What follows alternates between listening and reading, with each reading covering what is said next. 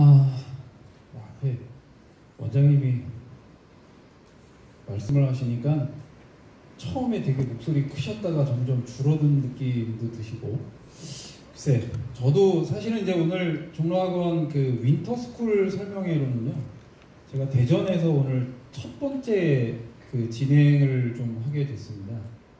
그래서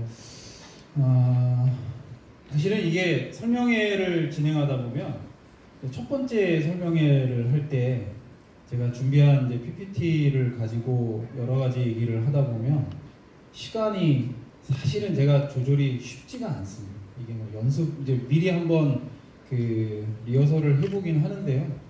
실제로 뭐 여러분들의 반응이나 뭐 저도 이제 얘기를 하다 보면 조금 얘기들이 이제 변할 수 있기 때문에 근데 대전은 이제 저 끝나고 벌써 뒤에 또 한 2부 정도 순서가 더 있으니까 제가 글쎄요, 짧게 하면 한 3시까지, 좀 길면 한 3시 10분까지 이렇게 생각하고 한번 진행해 보도록 하겠습니다. 그리고 대전은 아마 오늘 설명회가 이제 중3이죠. 현재 중3, 고1 예비라고 하는 학생들을 대상으로 하는 설명회로 오늘 진행을 하고 있고, 2주 후에 아마 이제 고2, 고3 올라가는 현재 고1, 고2 학생들을 위한 설명회가 다시 한번 아마 이 자리에서 열리는 걸로 알고 있습니다. 그래서 오늘 얘기는 중3 부모님들을 기준으로 해서, 물론 현재 중3 아이가 있다고 첫 아이가 아닐 수도 있잖아요. 그래서 이미 뭐 대입을 한번 치러보신 분도 계시고 하겠지만,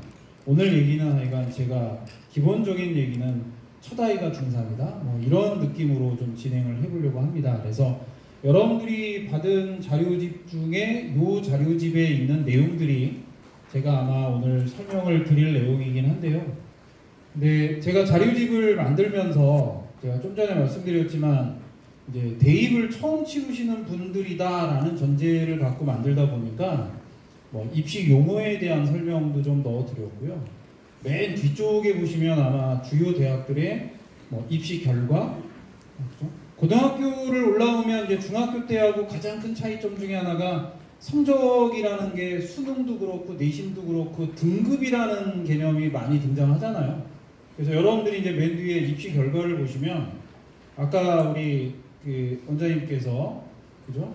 대전에 있는 학교에서 뭐 반에서 한 5등 정도 하면 어느 정도를 갈 수 있을까 이런 이제 표현을 쓰셨지만, 반에서 5등이면 몇 등급 정도 되는 것인가 이런 것들도 조금은 이제 생각을 하실 필요가 있을 거예요. 그래서 그런 자료들을 좀 정리했으니까 보시고요. 오늘 1시간 정도 저하고 진행을 하실 때는 앞에 있는 PPT로 제가 좀 설명을 드릴 테고, 뭐 내용들은 대부분 자료집에 있는 내용이니까 꼭 한번 돌아가셔서 필요하신 부분들은 한번 체크하시고 갔으면 좋겠다는 생각을 합니다. 자, 일단 제가 오늘 설명회를 시작하는 내용으로 좀 준비한 내용은 앞에 보시는 내용들을 한 번쯤은 좀 이해하시기를 바랍니다. 그러니까 대학 입시라는 거는 최근의 표현으로 보면 뭐 3년 예고제, 4년 예고제 이런 표현들을 보통 쓰죠. 그래서 지금 현재 중3들이 치르는 입시가 몇 학년도예요? 2023학년도라고 우리가 얘기를 하죠. 이제 여러분들이 보시는 화면의 제일 왼쪽을 보시면 2023 대입 정책에 대해서 사실은 올해 8월 달에 뭔가 얘기가 나왔나 한번 돌아와 보시면요, 특별하게 나온 얘기가 없잖아요. 그죠? 그 얘기는 이제 제가 기본적으로 생각할 거는 현재 중3 학생들이 치르는 모든 입시의 기본은 작년 8월 달에 발표가 된 현재 고1이 치르는 2022학년도에 준해서 진행될 거라고 생각하시면 됩니다. 최근 언론에 뭐 여러 가지 이제 얘기들이 좀 나오고 있지만, 제가 볼 때는 올해 8월 달에 특별하게 2023학년도에 대한 기본적인 얘기들 변화가 없었으니까요. 현재 수능의 체제라든지 학생부의 기본적인 체제들은 현재 고1 학생들이 치르는 2022학년도와 중3 학생들이 치르는 2023학년도는 거의 동일한 수준으로 간다고 보시면 됩니다. 그런데 이제 문제는 뭐냐면, 작년에 8월 17일 날 뭐 이런 얘기들이 이제 발표가 됐어요. 그럼 여러분들도 사실은 이제 중3이지만 대부분 지금 보시는 요 과정, 요 조건으로 대학 입시를 치른다고 보시면 돼요. 정시 모집은 30%를 권고한다. 그래서 대부분의 대학들은 아마도 이 정시 모집 인원은 30%를 넘길 거라고 생각하시면 돼요. 그런데 앞으로 돌아갈 때 어떻게 하죠? 근데 사실은 이제 여러분들이 생각하시는 이 대학 입시에 대한 여러 가지 제도의 발표에서 제가 별표를 3개를 해놓은 게 있어요. 그죠? 현재 고등학교 2학년 학생들이 치르는 입시가 이제 2021학년도인데요. 올해 4월 말에 현재 고등학교 2학년 학생들이 치르는 2021학년도 전형계획이 각 대학별 홈페이지에 다 게시가 됐습니다. 그러니까 저희가 이제 항상 대학 입시 제도에 대한 여러 가지 얘기를 할 때 가장 여러분들이 중요하게 생각해야 될 자료가 뭡니까? 그러면 저는 이제 전형계획이라는 표현을 많이 씁니다. 그리고 이 전형계획을 보시면 현재 대학의 홈페이지에 가시면 서울대를 제외하면 2021학년도 전형계획이 나와 있는 게 다고요. 서울대 같은 경우는 2022학년도 거를 발표를 했어요. 근데 사실은 이제 2022학년도, 즉 현재 고1 학생들의 전형계획은 원칙적으로는 내년 4월 달에 발표하는 게 원칙이긴 한데 작년 8월 달에 워낙 수능 제도에 대한 큰 변화를 주다 보니까 교육부에서 이제 요청을 좀 했죠, 대학들에게. 야, 수능 제도가 바뀌는데 그럼 고1 학생들이 어떻게 선택 과목을 선택하고 수능을 어떻게 준비하는지 이런 것들은 좀 미리 좀 알려주면 좋겠다, 이렇게 해서 지난 10월 2일 날 총 43개 대학이 현재 고1 학생들이 치르는 2022학년도에 우리 대학은 수능을 어떻게 반영하겠다. 그래서 이제 이과를 갈 때는 반드시 미분적분이나 아니면 기하를 꼭 선택해야 된다. 우리 대학의 이과를 오려면 사회탐구를 선택해서는 안 되고 과학탐구를 반드시 2과목을 선택해야 된다. 요거를 밝혀준 학교가 총 43개 대학입니다.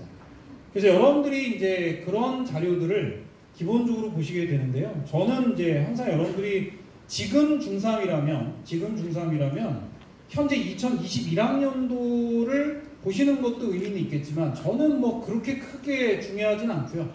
내년 4월 달에 발표가 되는 2022학년도 대학별 전형계획을 꼭 한번 확인해 보시면 저는 그거를 거의 아마 2023학년도까지 그대로 갈 가능성이 있다고 생각을 합니다. 그래서 여러분들 지금 현재 중3 부모님들은 작년에 발표가 됐던 이런 대입제도 개편이나 그리고 이게 발표가 된 다음에 이제 후속으로 학생부의 기재사항이나 학생부에 대한 여러 가지 변화들도 사실은 이제 이미 발표가 됐고 현재 고1들은 아래쪽에 있는 여러 가지 이런 사항들이 적용이 돼서 학생부 기재가 되고 있습니다. 글자 수도 많이 줄어들고 항목도 이제 통폐합이 되는 과정도 있고 하기 때문에 여러분들이 이제 이런 사항들을 좀 알고 계시면 되는데요.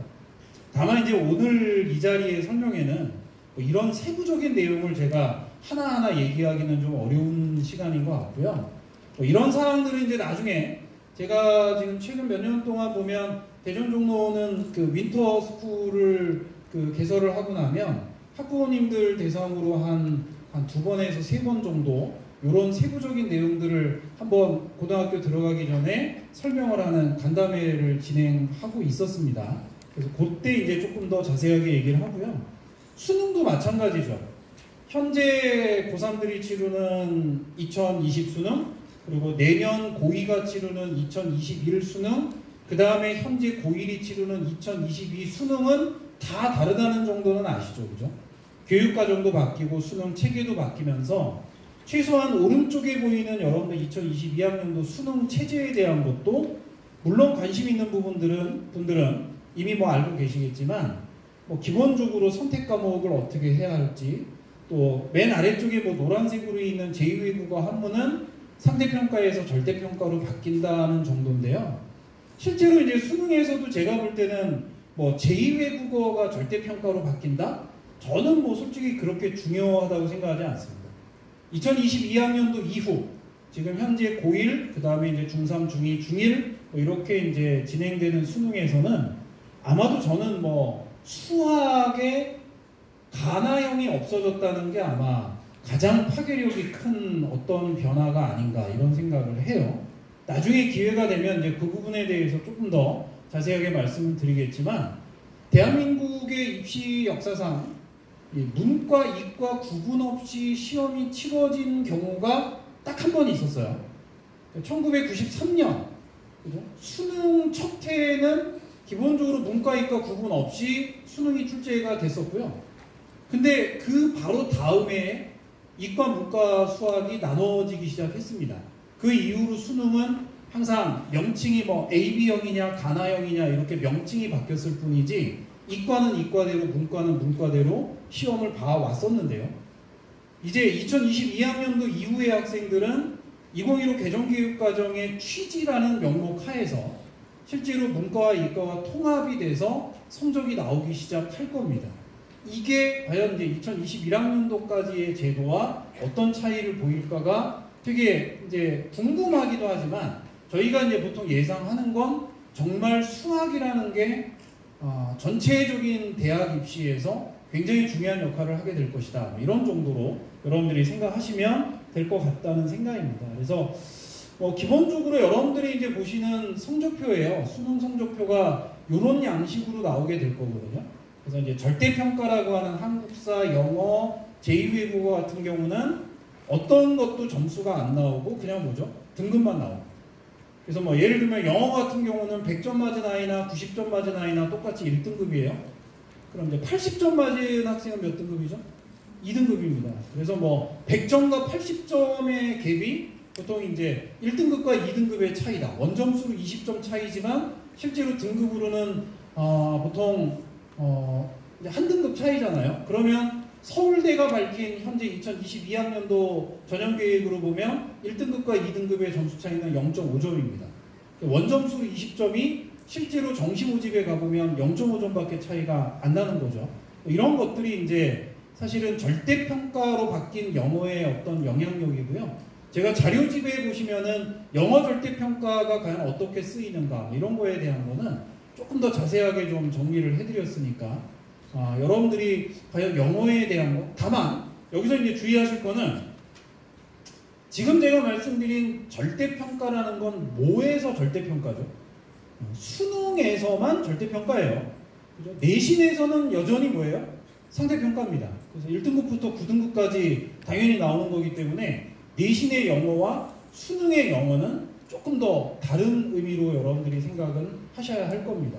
근데 이제 대부분의 부모님들의 세대에서 그런 절대평가라고 하는 개념이 없다 보니까 조금은 이제 그 영어 절대평가, 뭐 솔직히 한국사도 절대평가고 제2외국어도 절대평가로 바뀌지만 한국사나 제2외국어의 영향력은 되게 미미하기 때문에 너무 뭐 신경 쓰실 필요는 없지만, 영어의 경우는 사실은 1등급을 맞느냐 2등급을 맞느냐가 또 대학 입시의 가장 중요한 수시와 정시에선 또 다른 의미로 또 다가올 수 있기 때문에 한 번쯤 자료집에 있는 내용을 잘 한번 체크를 해 보시면 좋겠다는 생각이고요.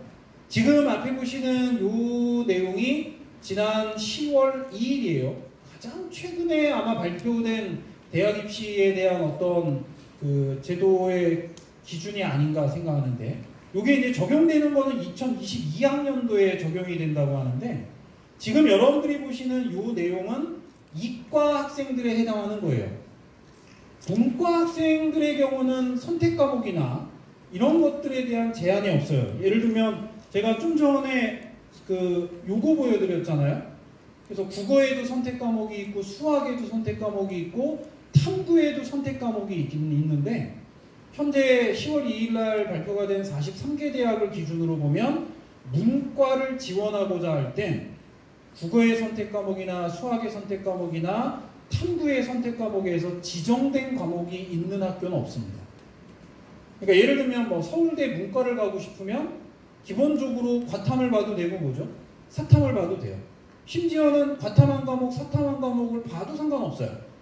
그런데 좀 전에 제가 보여드린 요 화면은 이과, 그죠? 서울대의 이과, 연세대의 이과, 고려대의 이과를 가기 위해선 수학에서는 어떤 선택 과목을 꼭 해야 하고 탐구에서는 어떤 선택 과목을 꼭 해야 하는가를 표시한 건데요. 이게 처음에 발표가 된 거는 올해 4월 30일 날 21개 대학인가가 처음에 발표를 했었고, 그 이후에 추가적으로 지금 24개 대학이 더 추가를 발표해서 43개 대학인가로 제가 기억을 하는데요. 요번에 발표가 되면서 하나 좀 추가된 내용이 아래쪽에 과탐 과목의 2과목을 지정한 빨간색 학교들이에요. 서울대, 연대, 고대, 성대, 중앙대, 이화여대는 이번 발표에서 어떤 조건을 또 걸었냐 하면 그러니까 동일 과목을 원투로 선택하는 건 인정하지 않겠다, 이런 표현이에요. 그러니까 예를 들면 물리원, 물리투를 선택한다든지 화학원, 화학투를 선택해서 같은 분야의 원투 과목을 선택하는 건 인정하지 않겠다. 그럼 결론적으로 뭐예요? 물리원을 선택했으면 화학원을 하든지 아니면 화학투를 하든지 이런 조건으로 거는 거고요. 서울대는 거기에다가 이제 조금 더 조건을 걸어서 이제 원은 안 된다. 그죠? 물원, 화원은 안 되고 물원, 화투를 하든 화원, 생투를 하든 원투 조합이나 투투 조합만 인정하겠다. 서로 다른 과목에 이런 조건들이 걸립니다.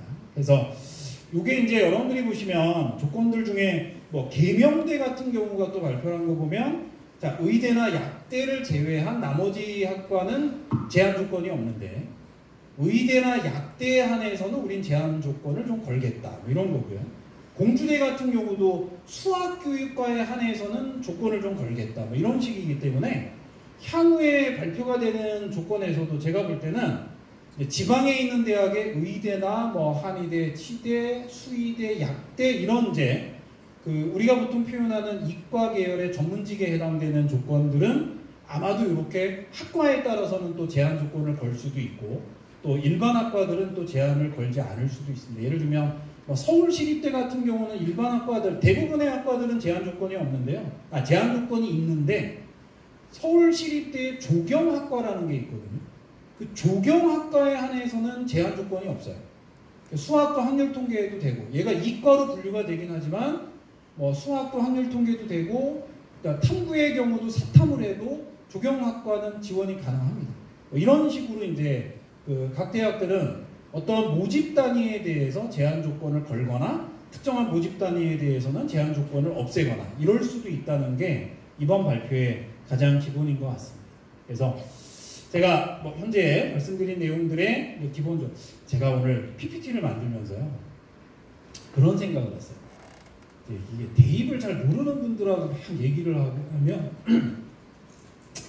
1시간쯤 쉼없이 막 얘기를 하고 나면요 나중에 나가시면서 도대체 뭔 얘기를 들었나 이런 느낌도 좀 있으시는 것 같아서 제가 이제 주제마다 좀 팁을 이렇게 좀 보여드리려고 합니다. 그래서 제가 좀 전에 말씀드렸지만 중사부모님이라면 현재 대학에 발표가 되어 있는 자료들보다는 내년 4월 달에 발표가 되는 2022학년도의 전형계획들은 꼭 한번 챙겨보시고요.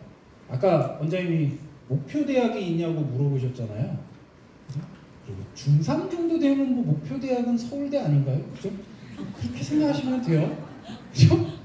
서울대를 못 갈 이유를 별로 생각해내시기 어렵지 않나요? 그리고 아까도 제가 말씀드렸지만 서울대의 모집 요강이 제일 까다로워요.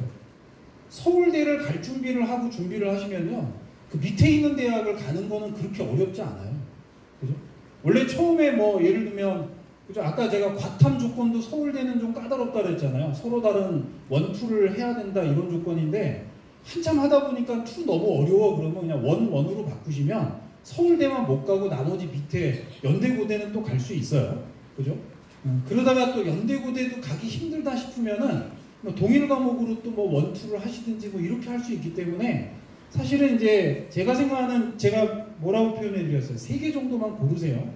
서울대, 연대, 고대를 고르시든 서울대, 연대, 고대를 고르고 나면 너무 좀 무리하다고 생각하시면 서울대, 성대, 충대 이렇게 하셔도 되고 대전에 사시니까. 그래서 기본적으로 저는 이제 지방에 있는 학생들은 각 지역의 거점 국립대가 되게 기준이 됩니다. 그래서 충남대 입시 요강은 제가 좀 이따가 다시 한번 좀 체크는 해드리겠지만 여러분들도 충남대의 모집 요강 정도 하나, 서울대나 연대고대 중에 하나, 그 다음에 서울에 있는 주요 대학들 중에 하나 정도, 이 3개 정도의 대학을 항상 좀 타켓으로 삼으시고요. 전형계획이나 모집 요강이나 이런 것들은 꼭 한번 체크하시는 게 좋아요. 서울대 그 홈페이지에 들어가시면 현재 이런 내용들이 있거든요. 21학년도 전형계획도 있지만 서울대는 유일하게 2022학년도 전형계획도 이미 발표를 했어요. 그래서 여러분들이 이제 그런 것들을 보시면 되고요. 또 하나 제가 이제 추천드리는 홈페이지는 대교협입니다. 대학교육협의회의 홈페이지는 대학교육협의회가 우리나라의 대학 입시를 주관하는 기관이다 보니까 여러 가지 전형계획이나 보도자료들이 많이 나와서 여러분들이 관심이 있으시면 이런 내용들을 좀 보시는 게 되게 중요해요. 그리고 요즘은 뭐 부모님들 많이 하시는 뭐 밴드라든지 아니면 저희 종로학원의 홈페이지라든지 이런 것들을 보시면 되게 자료들이 많이 나오고요. 제가 최근에 되게 권해드리는 그 사이트 중에 하나는 교육부 블로그가 되게 빨라요. 제가 지금까지 보면은 뭐 어떤 시험의 결과, 채점 결과 이런 것들을 제가 예전에는 이제 각 교육청의 홈페이지를 다 일일이 들어가서 찾고 그랬는데요. 최근에 제가 보면은 교육부 블로그라는 게 있거든요.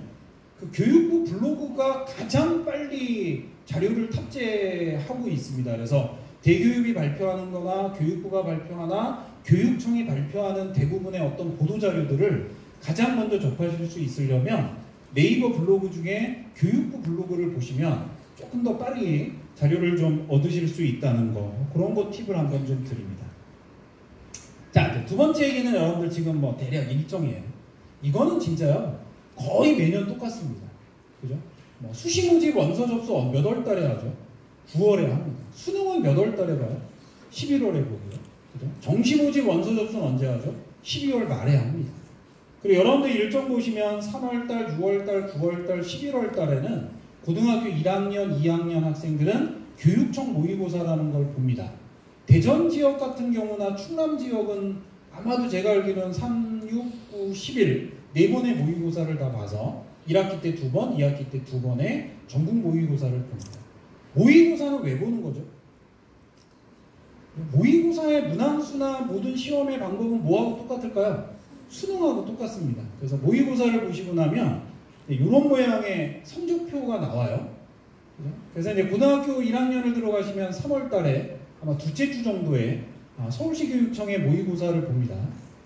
배운 건 없으니까 시험 범위는 언제 거예요? 중학교 과정에서 이제 모의고사를 보는데요.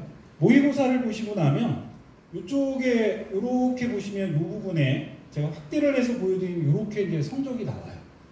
그래서 고등학교 1학년 같은 경우는 국어와 수학의 성적을 합해서 네가 전국에 몇 퍼센트에 해당한다를 보여주고요.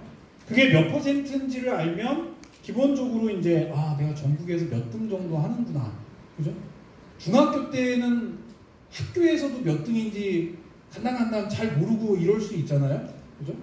근데 이제 고등학교 1학년을 딱 들어가시면 모든 전국에 근데 이게 전국에 있는 고등학생이 동시에 다 시험을 보진 않고요. 3월 달에는 제가 보통 보면 경기도와 광주광역시 학생들은 빠집니다. 사실 경기도 학생이 굉장히 많아요. 전체 인원이 한 10만 명 정도의 학생이 경기도 학생들인데 그 경기도 학생들 빠지고 나서 보통은 이제 이렇게 결과가 나오는데요. 그래도 대충 내가 어느 정도의 수준이구나. 그럼 여러분들은 이 비율을 아시면 97.25라고 하는 저 숫자를 보시면 저 숫자를 통해서 여러분들은 이제 뭐에 대한 정보를 얻으실 수 있죠? 내가 만약에 정시로 대학을 간다면, 즉 수능 성적으로 대학을 간다면 어느 정도 대학을 갈 수 있을까? 이 정도를 알 수 있게 됩니다. 근데 그거에 대한 정보는 어떻게 합니까? 그러면 담임선생님이 다 알려주세요. 그러니까 일단 받아오면 되고요. 하여간 여러분들은 이제 고등학교 1학년이 되면 1년에 4번의 전국 모의고사를 보면서 내가 어느 정도 수준이고 이 수준을 갖고는 어느 정도 대학을 갈 수 있다가 조금 더 현실감이 오죠. 지금이 제일 행복할 때예요. 지금은 막 현실감이 아니라 뭐예요? 상상하시면 되잖아요. 내가 어떻게 하면 될까? 이런 느낌들이 있기 때문에 여러분들이 이제 실제로 그런 이제 상상을 하시고요. 3월달 성적이 나오면 이제 그거 가지고 자꾸 이제 전략을 짜시면 되죠. 고등학교 1학년 3월 달에 전국 모의고사 보면 3월 말쯤, 한 4월 초쯤에 성적표 나오고요. 4월 달 중순 넘어가면 이제 뭐 보게 되죠? 중간고사는 이제 보게 될 거예요. 4월 말쯤 뭐 중간고사 보면 내가 내신으로는 어느 정도 수준, 모의고사로는 어느 정도 수준, 이런 것들을 이제 판단하실 수 있게 됩니다. 결과적으로 이 자리에 보이신 이제 중3 부모님들의 고민, 그죠? 아직까지는 이제 고등학교 입시도 진행 중이잖아요. 자, 내가 어떤 고등학교를 가야 할까? 뭐 이런 고민을 하시는데요. 저희가 이제 고등학교에 대한 고민을 하시는 이유는 뭐예요? 그죠? 결국은 내가 뭐 이런 거 아닐까요? 그죠? 내가 원하는 대학을 가려면 어느 정도 돼야 될까? 가장 최근에 언론 기사로 나왔던 거 혹시 보신 거 중에 기억나시는 거 뭐 있죠? 어떤 국회의원이 그런 정보를 하나 공개했더라고요. 영재고등학교 입학생이 서울 경기 지역 학생들이 50%가 다 넘는다. 그죠? 근데 그 학생들 중에 실제 모 학원의 수강생이 뭐 절반 정도가 되더라. 도대체 그 학원이 어디야? 막 이런 거 이제 궁금해 하시잖아요. 그죠? 그래서 이게 지금 영재학교의 영재가 학원에서 만들어지는 영재들인가? 이게 제대로 된 건가? 뭐 이런 얘기들도 합니다. 실제로 영재고등학교 학생들 모집 정원이 제가 대충 보니까 800명 가까이 되는데요. 그 800명 중에 실제로 졸업을 할 때 서울대를 입학하는 학생이 한 350명 정도 됩니다. 영재학교를 들어가면 일단 한 3분의 1 정도는 서울대를 들어갈 확률이 있다는 거죠. 그러니까 고등학교 입시에서도 영재학교 되게 어떨까요? 인기 있고, 그죠? 10대1이 넘는 경쟁률을 보였고, 그 다음에 이제 최근에 지금 진행되고 있는 과학고 입시도 나름대로 되게 인기를 누릴 수 있는 거는 영재학교 갔다 떨어지면 과학고 한번 또 써보고, 과학고 갔다 또 떨어지면 또 후기고에 자사고나 일반고를 또 갈 수도 있고, 이런 제도이기 때문에 그런 것 같습니다. 그래서 여러분들이 기본적으로 이제 어떤 고등학교를 가는 게 내가 원하는 대학을 갈 수 있을까, 이런 것들을 보시는데요. 한두 가지 기본적인 거 좀 체크 좀 해볼게요. 대략 학생 수에 대한 그래프 최근에 관심 있는 분들 많이 보셨죠, 그죠? 제일 오른쪽에 있는 파란색이 현재 재수를 하는 작년 고3 학생들입니다. 그리고 이제 빨간색은 현재 고3. 대략 한 5만 6, 7천 명이 줄어 있어요. 최근에 이제 평가 지표들을 보니까. 그리고 노란색은 현재 고2입니다. 그러면 현재 고3보다 고2는 다시 5만 몇천 명이 또 줍니다. 그래서 올해 고3, 내년 고3이죠. 현재 고2까지 한 2년 동안 12만 명 정도가 줄어들게 되고요. 지금 여러분들 녹색에 해당하는 게 이제 여러분들 중3의 학생 수고요. 중3 학생 수는 작년 고3 57만 9천 명에 비하면 얼마쯤 줄어 있는 거예요? 12만 명 정도 줄어 있죠, 그죠? 이 정도면 대학 가기 어때요? 쉬울 것 같죠? 제가 봐도 쉬울 것 같아요. 57만 명에 비하면 좀 쉽다? 근데 우리나라 수능 역사상 가장 수능 지원자가 많았던 애는 공공학번입니다. 1999년 11월 수능에 응시한 학생들인데 그 당시 수능 지원자가 89만 명이었으니까요. 작년 고3 학생들을 기준으로 해도 몇 명이 줄었어요? 한 30만 명 정도가 줄었습니다. 근데 제가 26년을 대학 입시를 지금 지도하고 있는데요. 대학 가기 쉬웠던 애는 단 한 애도 없었어요. 30만 명이 줄은 작년에도요. 대학 가기는 어려웠고요.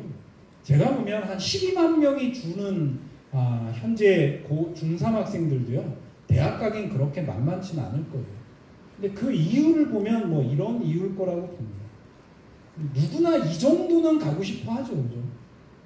여기 계신 분들 특히 중3 부모님들이니까 상상을 해보자 이래도 최소한 중경외시 정도는 가야 되는 거 아니야? 여학생 같으면 못 가도 2대 정도는 갈 수 있지 않을까? 이런 제 생각인데, 아래쪽에 있는 그 비율의 그래프는 작년, 올해, 내년 현재까지 인원이 밝혀진 각 학년도의 수시 정시 인원이고요. 빨간색이 정시일까요? 파란색이 정시일까요? 빨간색이 정시고 파란색은 수시입니다. 그죠? 정시가 수시보다는 좀 적게 뽑긴 하지만 최근 3년간을 쭉 보시면 정시는 점점 어때요? 늘어나고 있는 건 기본적인 추세입니다. 그런데 자, 2021학년도에 이 11개 대학이 모집을 하는 전체 인원은 33,000명 정도 되고요. 그러면 제가 좀 전에 보여드린 여러분들의 학년에 해당하는 학생 수 몇 명? 45만 명을 기준으로 해보면 33,000명이면 몇 퍼센트도 안 돼요? 10%도 안 되죠. 그죠? 그럼 우리가 생각하는 이제 고등학교의 가장 핵심인 등급 개념으로 따져보면요. 이 정도는 아시죠? 1등급이 몇 퍼센트까지예요? 4%. 2등급은 11%까지니까요. 여러분들이 생각하실 때 최소한 여기에 있는 서울권의 주요 대학 11개를 들어가시려면 최소한 학교에서 몇 등급 정도는 돼야 돼요? 2등급 정도 안에는 다 들어와야 돼요. 그게 내신 성적을 기준으로 해도 한 2등급 안에 들어와야 된다고 생각하시면 되고, 수능 성적을 기준으로 해도 2등급 정도 안에 들어와야 이 정도 학교를 갈 수 있다고 보시면 되는데, 자, 우리 학교가 대략 한 300명이다 이러면 여기 11개 대학을 갈 수 있는 학생은 내신이든 수능이든 기본적으로 보면 몇 명 정도에 해당한다고 보시면 돼요? 30명 정도에 해당하는 거고요. 만약에 학교가 10반이 있다 그러면 반에서 몇 등 정도? 3등 정도를 해야 되는 거니까, 여러분들이 아까 우리 원장님이 얘기하실 때 반에서 5등 하면 겨우 충대를 간당간당 할 수 있다 이렇게 표현하시는 거의 기본적인 의미는, 제가 지방에 있는 국립대를 기준으로 생각해 보면요, 최소한 여러분들 여기에 있는 11개 대학을 붙으면 충대 가실 것 같아요? 여기 가실 것 같아요? 서울로 올라가실 확률이 더 높다고 저는 보거든요. 근데 이제 요거보다 조금 낮아지면 이제 뭐 건동옥 라인이라고 하는 건국대, 동국대, 홍익대 요 정도 라인의 대학들이 되면 각 지역에 있는 경북대나 부산대나 충남대, 충북대 정도가 되면 약간씩 고민들을 하세요.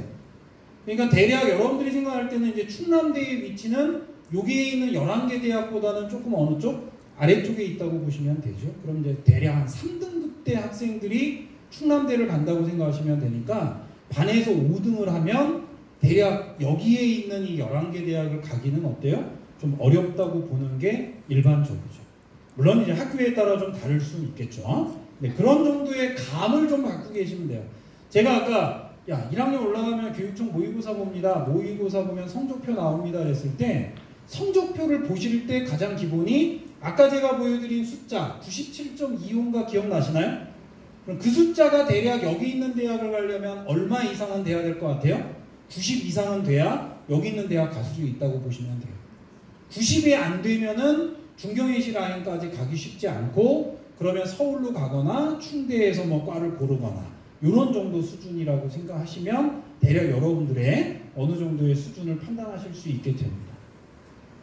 제가 잠깐 요거 보여드리는 건요, 그냥 제가 좀 전에 그런 말씀 드렸잖아요. 그죠? 인원이 줄었으니까 대학 가기 쉽지 않을까. 작년보다도 올해 고3은 몇 명쯤 줄었다 그랬죠? 한 5만 명 이상이 줄었다 그랬죠? 이론적으로 보면 올해 경쟁률은 작년 경쟁률보다 어때야 돼요? 낮아지는 게 일반적이거든요. 그런데 제가 그냥 몇 가지 주요 대학들의 경쟁률을 쭉 한번 체크해 보면요, 대략적으로 저 빨간색에 해당되는 20의 19 지원자의 차이를 구해 보면요, 일부의 전형들은 조금 감소를 보였지만 실질적으로 학생부를 중심으로 하는 학생부 종합전형에 해당하는 전형들은 전반적으로 경쟁률이 다 높아졌어요. 지금 빨간색으로 보이는 몇 개 전형들을 제가 잠깐 소개해 드릴 텐데요. 가장 대표적인 건 연대 논술이에요. 혹시 연대 논술이 올해 왜 경쟁률이 낮아졌는지 아시는 분들 계시나요? 연대 논술의 올해 변화는, 작년에는 연대 논술이 수능 후에 논술을 봤거든요. 올해는 어제 오늘 논술을 보고 있습니다. 제가 딱 시간 보니까 현재 이제 연대 논술이 막 진행되는 시간이에요. 그래서 솔직히 제가 오늘 어떤 학생한테 부탁을 해갖고, 연대 논술 시험장에 학생이 얼마나 많은지 사진 좀 몇 장 찍어서 보내줘 이랬거든요. 제가 시작하기 전에 도착을 안 해서 아직 못 보여드렸는데요. 오늘 연세대 경쟁률 잠깐만 보시면요, 요게 이제 빨간색에 해당하는 거는 수능 전에 논술을 봤을 때 연대 논술의 지원자고요. 파란색은 수능 후에 논술을 봤을 때 연대 논술의 지원자의 숫자인데요. 제가 문과, 이과를 좀 나눠서 생각을 해봤습니다. 오늘 보는 학생들은 이 학생들이에요. 제일 왼쪽에 15,127명.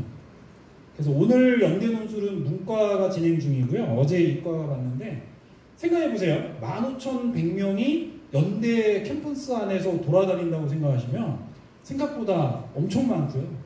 학생만 가는 거 아니잖아요. 그죠? 저도 예전에 저희 딸이 연대 논술 볼 때 저희 집사람하고 저하고 둘이 갔으니까 기본적으로 제가 보면 오늘 아마 연대 캠퍼스 안에 대략 몇 명 정도가 지금 이제 들어가고 나오는 교차가 되냐 하면 한 3만 명 정도가 아마 좀 있다. 3시에 이제 앞에 사회계열 학생들 끝나고 이제 4시 반에 인문계열 학생들 들어가거든요. 그럼 3시부터 3시 반 사이에 대략 한 3만 명 정도가 연대 캠퍼스에 움직임이 있을 거예요. 뭐 그런 정도 여러분들이 느낌을 좀 느껴보시면 되는데요. 문제는 연대 인문계열 15,000명이 지원했잖아요. 몇 명 뽑을까요? 250명 뽑아요. 250명 뽑는데 15,000명이 오늘 시험을 보면서 야 내가 연대를 붙을 수도 있지 않을까? 근데 올해 이제 연대 논술의 특징이 뭐죠? 최저가 없기 때문에 정말 많은 학생들이 지원을 합니다. 그래서 저희가 지금 연대가 발표한 자료를 보면 수능 후에 논술을 볼 때와 수능 전에 논술을 볼 때 실제 논술에 응시하는 학생들은 실제 수능 후에 논술을 보면 한 절반 정도, 지원자의 절반 정도가 본다면 수능 전에 논술은 거의 97%가 응시를 합니다. 그래서 오늘 아마 연대 캠퍼스 굉장히 난리가 날 거고요. 요거는 제가 이제 경쟁률이 높다는 걸 한번 보여드리는 거예요. 의대, 치대, 한의대, 수의대에 해당하는 논술 전형의 경쟁률이에요. 맨 위에 있는 인하대 의대 같은 경우는 10명 뽑는데 몇 명 지원했어요? 3,810명? 몇 명 떨어져요? 3,800명 떨어지는 이제 전형이 이제 의대 논술입니다. 그러니까 여러분들도 혹시 이제 나중에 고3 때 의대를 논술 전형을 봐야 되겠다 이런 분들도 계시겠지만 쓰실 수는 있겠지만 너무 붙는 거에 대한 기대를 하지 않는 거 뭐 이런 게 이제 기본이고요. 제가 마지막으로 하나 더 보여드리는 그 경쟁률은 문과 학생들이 학생부 종합 전형으로 썼을 때 가장 선호하는 학과들이라고 보시면 되죠. 경쟁률은 대부분 한 42대 1에서 높게는 한 78대 1까지 됩니다. 근데 제가 노란색으로 칠해놓은 학과들의 특징이 뭘까요? 대략 보시면 저 학과들의 가장 기본적인 방향은 방송, 언론, 요즘에 되게 관심을 갖는 콘텐츠에 관련된 학과들이고요. 그러니까 여러분들이 생각하실 때 여기 계신 분들 중에도 이제 나중에 고등학교에 올라가서 내가 어느 과를 갈까 이런 거 고민하시다 보면 문과 학생들, 이과 학생들에게는 가장 기본적인 거 뻔하잖아요. 의대, 치대, 한의대, 뭐 수의대 아마 이제 지금 중3 학생들이라면 약대까지 아마 포함이 되겠지만 문과 학생들에게 가장 인기 있는 학과는 제 경험으로 보면 뭐예요? 첫 번째 방송, 그죠? 두 번째 뭐예요? 심리, 세 번째 역사. 이 세 개 분야는 항상 경쟁률이 높습니다. 그러니까 제가 정말 부탁드리는 것 중에 하나는요. 내가 가고 싶은 대학은 남도 가고 싶은 거고요. 내가 가고 싶은 학과가 인기 학과면 이 수많은 경쟁을 뚫어야 갈 수 있는 거예요. 그죠? 그러니까 목표를 조금 인기 없는 걸 잡으시면 훨씬 쉽게 가실 수 있어요. 그죠? 근데 이제 대부분 그렇지 않잖아요. 그죠? 취업도 생각해야지 뭐 이렇게 생각하는데요. 하여간 입시라는 건 이제 전략적으로 접근을 해야 된다 이런 관점에서 남들이 너무 가고 싶어하는 학과를 좀 피해 보시는 것도 그거는 제가 볼 땐 전략적인 것도 될 수 있고요. 여러분들 생각해 보세요. 저기 있는 숙명여대 면접형 사회심리 3명 뽑는데 170명이잖아요. 저 단계별 전형이거든요. 1단계에서 4배수를 뽑아요. 그럼 1단계에서 합격하는 애 몇 명이에요? 12명이에요. 나머지는 아예 그냥 서류 전형에서 다 떨어지는 거죠. 뭐 이런 것들이 이제 기본적인 뭐 내가 면접을 해보고 싶어요 이런 것도요. 서류를 통과해야 면접을 볼 수 있고 이런 거니까 일단은 웬만하면 경쟁률이 좀 어떤 분야? 좀 낮은 분야를 선택하는 것도 저는 솔직히 전략이라고 생각을 합니다. 그래서 그런 것들도 한번 생각해 보시고, 그죠? 제가 이제 드리는 팁 중에 하나. 그죠? 내가 가고 싶은 대학은 남들도 가고 싶은 거고. 그래서 가장 그 해피한 그 전략은 남들이 가기 싫어하는 대학에 남들이 가기 싫어하는 학과를 선택하시면 제가 볼 때는 고등학교 3년 동안 정말 해피하게 그냥 놀다가 가실 수도 있어요. 대부분 그렇지 않기 때문에 이 자리에 오셨을 테니까 그럼 내가 그럼 최대한 가고 싶은 대학에 가고 싶은 학과를 가기 위해선 어떻게 해야 될까? 이 고민을 해야 하겠죠. 근데 제가 최근에 되게 좋아하는 말 중에 하나가요. 제가 설명회를 하면서 그 드리는 말씀 중에 하나가 이런 표현을 제가 많이 써요. 그죠? 실력을 이기는 전략은 없다. 이런 표현이거든요. 우리가 아무리 전략을 따지고 뭐가 유리할까, 어떤 게 필요할까 이런 거에도요. 제일 좋은 거는 실력이에요. 수능에서 만점을 맞는다? 그죠? 어디든 갈 수 있잖아요. 그죠? 근데 최근에 이제 이과 학생들 중에는 만점을 맞고도 어디도 못 가는 경우는 이제 서울대 때문에 그렇습니다. 서울대는 반드시 2를 해야 돼. 근데 내가 1을 했어. 이러면 만점 맞고도 서울대 의대를 못 갈 수 있죠. 끽해봐야 뭐 연대 의대 정도 가고 끝나야 되는. 근데 뭐 연대 의대만 가도 괜찮잖아요. 뭐 이런 느낌으로 이제 가는 거고요. 문과 같으면 정말 내가 수능에서 만점 맞으면 어디든 갈 수 있죠. 또 하나의 최고봉은 뭘까요? 수능의 만점자를 제외한 또 하나의 최고봉은 뭐예요? 3년 동안 내신에서 전 과목을 몇 등급을 맞아요? 1등급을 맞아요. 내신 평균이 1.0이야. 이런 경우 전국에 보통 학생들 그런 학생은 한 100명쯤 나옵니다. 저희가 뭐 이게 전수조사를 안 한 거기 때문에 정확한 숫자는 아니지만 저희가 통계적으로 보면 과거 학생이 많았을 때는 보통 한 120명, 130명 최근에 학생 수 줄었을 때는 100명 내외 안쪽일 거라고 저희가 예상하는데요. 1.0도 있어요. 그러면 어떤 학생들도 생기는지 아세요? 문과인데 현재도 그래요. 문과인데 내가 내신 1.0이야 이러면 순천향대 의대나 고신대 의대나 이런 의대를 갈 수도 있습니다. 다만 이제 의대를 갈 때 조건은 뭐예요? 수능 최저 기준이라는 걸 충족해야 갈 수 있다는 거죠. 그러니까 여러분들이 생각하시는 이제 그런 전략들은 결국은 내가 실력이 정말 좋으면 뭐 이것저것 고민 안 하고 내가 쓸 수 있는 건데 대부분 여기 계신 분들은 그 수준이 되기 쉽지는 않잖아요. 그죠? 그러니까 우리는 이제 한 2등급쯤 아니면 몇 등급? 한 3등급쯤에 해당할 수 있는 확률이 꽤 높다고 보시면 되고요. 근데 되게 웃긴 건 3등급쯤도 지금 중3 때는 당연히 될 거라고 생각하지만 그것도 전국의 몇 퍼센트 이내? 한 20% 이내에 들어와야 되는 일이니까 그렇게 나중에 보시면 생각보다 쉽지는 않습니다. 그러니까 우리는 이제 어떻게 해서든지 2등급이나 3등급이라도 해야 된다 이런 관점을 우리가 이제 갖게 될 거라고 저는 생각합니다. 그러니까 지금 보여드리는 이 그래프는 이제 정시 인원이 계속 줄어들었고 수시 인원은 계속 늘어났고 여러분들이 대학 입시를 치르는 2023학년도에도 제가 볼 때는 수시가 70%는 분명히 넘는 환경에서 대학 입시를 준비하실 거예요. 그럼 최소한 정시보다 수시는 몇 배? 2배 이상 많은 인원을 뽑죠. 그러니까 여러분들은 기본적으로 고등학교를 선택하시거나 또 고등학교에 들어가서 어떤 전략을 짜실 때 수시라는 거를 전혀 배제하고 입시 전략을 짜시기는 좀 어렵다는 생각이 들고요. 수시에는 이렇게 다양한 전형들이 있어요. 그러니까 우리가 그냥 머릿속에 많이 알고 있는 학생부 종합전형 요즘 뭐 워낙 언론에서 많이 얘기가 되는 게 학생부 종합전형이잖아요. 그거 말고도 뭐 학생부 교과? 학생부 교과라는 게 우리 쉽게 표현하면 뭐예요? 내신 성적이 좋으면 되죠. 아까 좀 전에 말씀드린 내신이 1.0 정말 뭐 원하는 어디든 갈 수 있는 뭐 이런 느낌으로 생각하실 수 있을 정도로 굉장히 중요해요. 그거 외에 이제 특기자. 근데 사실은 이 특기자는 점점 줄어요.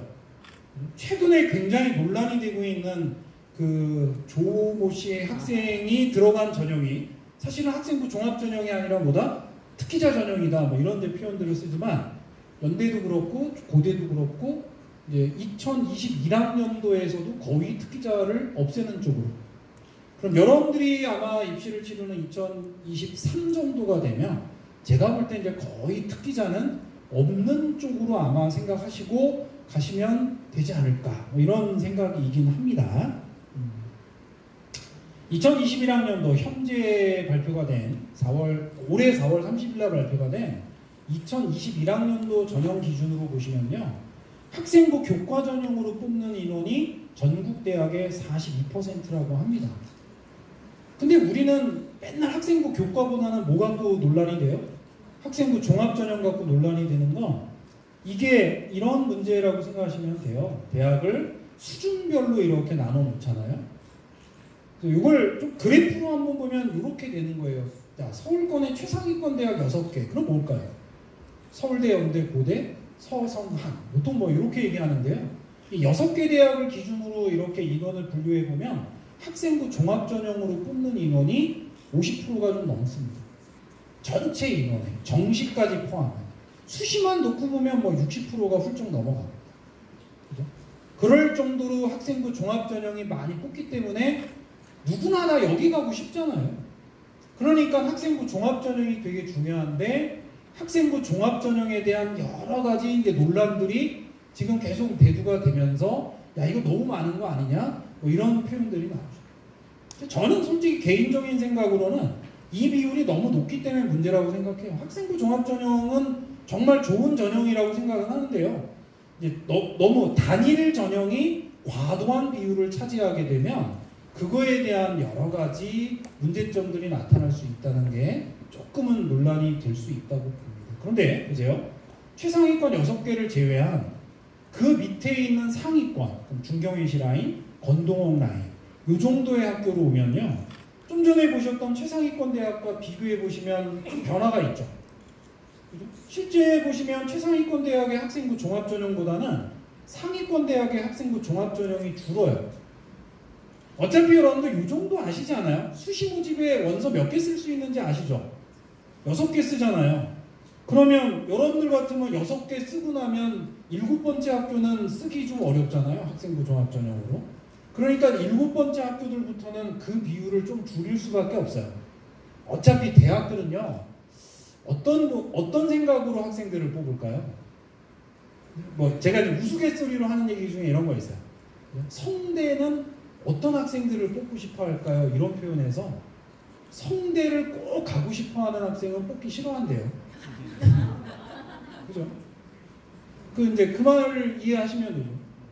그러니까 어떤 학생을 뽑고 싶어 하냐면 성대만 가면 좋겠다 이런 애들보다는 서울대나 연대나 고대를 넘어가고 싶은데 어쩔 수 없이 거기서 떨어지는 애들이 있거든요.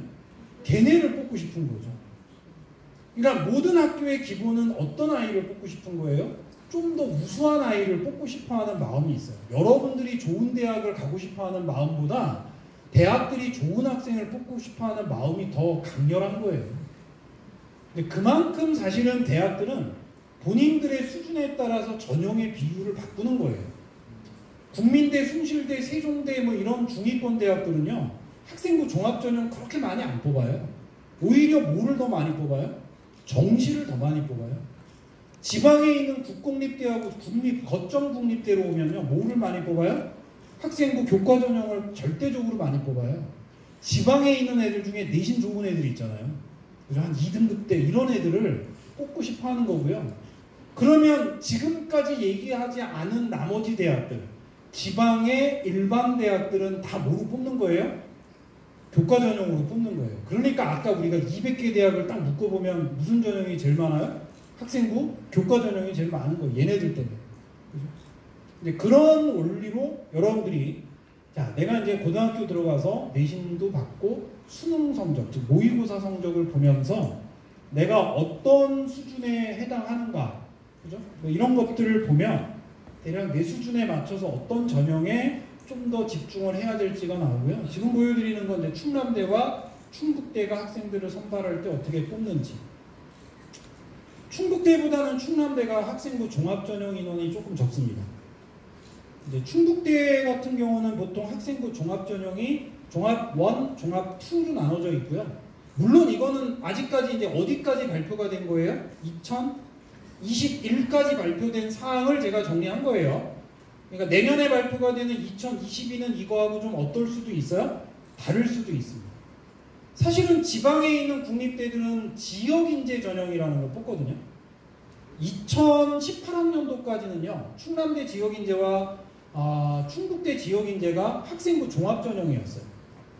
그런데 이 지역인재 전형이 2019학년도 작년부터 학생부 교과전형으로 변경이 됐고요. 학생부 종합전형일 때와 교과전형일 때 가장 큰 차이가 뭔지 아세요? 수능 최저 기준이 있느냐 없느냐의 차이라고 보시면 돼요. 2018학년도까지의 학생부 종합전형일 때 지역인재는 최저 기준이 없었다고 보시면 되는데요. 작년부터는 지역인재 전형에도 뭐가 생긴 거예요? 수능 최저 기준이 적용이 됩니다. 그래서 지금 보시는 이 정도의 최저 기준, 세계 영역, 등급합 12, 13, 이 정도의 최저 기준들이 적용이 되고요. 이게 어느 대학 거죠? 충북대. 그럼 이제 좀 더 가까운 우리 충남대 같은 경우는 올해 바뀌어요. 작년하고 올해가 최저 기준이 좀 바뀌거든요.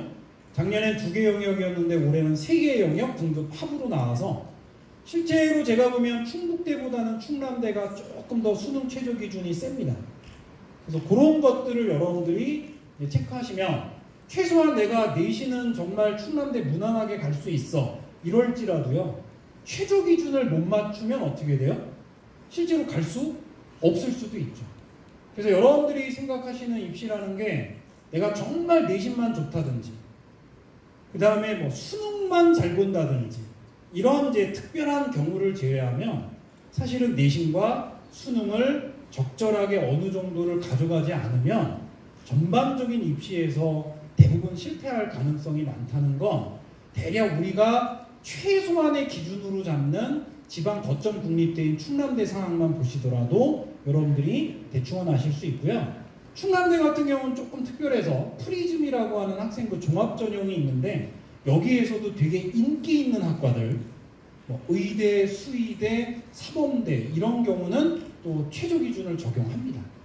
아예 최저 기준 없이 뽑지는 않아요. 근데 충북대 의대에는 학생부 종합전형에서 최저 기준 적용은 또 없어요. 근데 최저 기준 적용이 없으면요 뽑는 인원이 또 어때요? 되게 적게 뽑습니다. 뭐 그런 것들을 이제 여러분들이 실제로 접할 수 있죠.